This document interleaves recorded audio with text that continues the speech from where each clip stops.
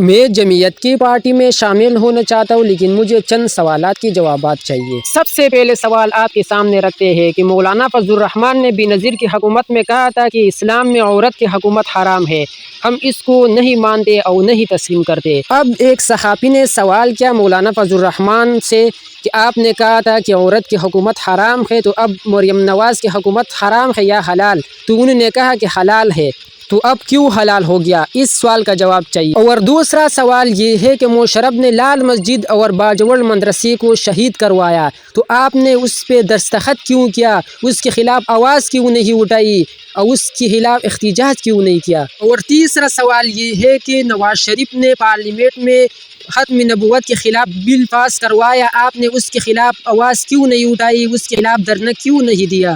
اس سوال کا جواب چاہیے۔ اور چوتھا سوال یہ ہے کہ نواز شریف نے ممتاز قادری کو پھانسی دے دی، تو آپ اس کے اتحادی تھے، اس کے خلاف احتجاج کیوں نہیں کیا، دھرنا کیوں نہیں دیا؟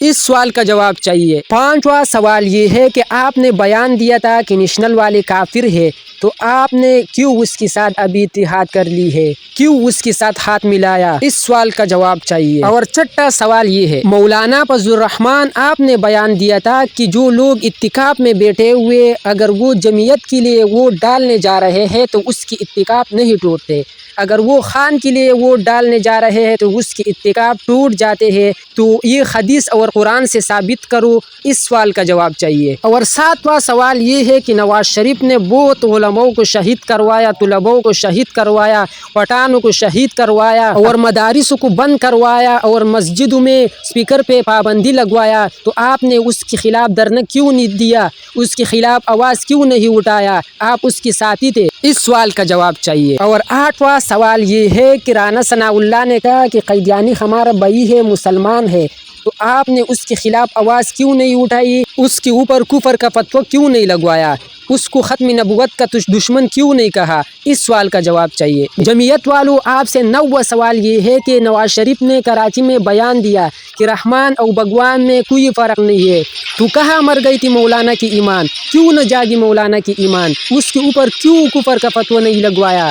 اس سوال کا جواب چاہیے۔ اور 10واں سوال یہ ہے جو آپ کے ساتھ کھڑا ہے بلاول، وہ ہندو کو مندر میں جا کے بت کو پوجا، تو آپ نے اس کے خلاف بیان کیوں نہیں دیا، کیوں اس کے اوپر کفر کا فتویٰ نہیں لگوایا؟ اس سوال کا جواب چاہیے۔ اور 11واں سوال یہ ہے کہ مولانا فضل الرحمان صاحب، آپ نے عمران خان کی حکومت میں کہا تھا کہ فرانسیسی سفیر کو نکالو، اگر نہیں نکالتے تو آپ گستاخ رسول ہے، تو ابھی اس حکومت میں شہباز شریف اور بلاول نے گستاخ رسول ملعون فرانسیسی صدر سے گلے لگوایا اور اس سے ملاقات کیا، تو آپ نے اس کے خلاف بیان کیوں نہیں دیا، اس پر کفر کا فتویٰ کیوں نہیں لگایا، گستاخ رسول کیوں نہیں کہا؟ اس سوال کا جواب چاہیے۔ اور 12واں سوال یہ ہے مولانا فضل الرحمان سے، آپ نے عمران خان کی حکومت میں کہا تھا کہ یہ حرام حکومت ہے، اس میں مہنگائی بہت ہے، آپ نے دھرنے دیے اور روڈ کو بند کروایا، تو ابھی اس حکومت میں 3 گنا زیادہ مہنگائی ہے عمران خان کی حکومت سے، تو ابھی کیوں دھرنے نہیں دیتے،